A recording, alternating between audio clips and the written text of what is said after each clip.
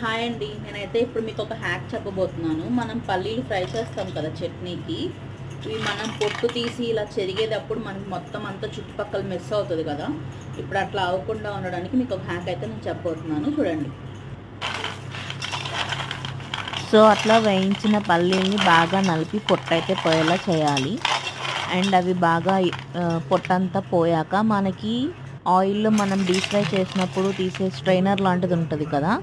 So దాంతో మనం ఆ గిన్నెలోనే జల్లించుకుంటే మనకి వెరసన గుళ్ళు అయితే పైకి వస్తాయి, ఆ పొట్ట అనేది కిందకి వెళ్ళిపోతుంది. సో దానివల్ల మనం ఈజీగా అయితే వేరు చేయొచ్చు అనమాట. ఈ హ్యాక్ తెలిస్తే ఓకే, తెలియకపోతే ఫాలో అవ్వండి. Bye bye.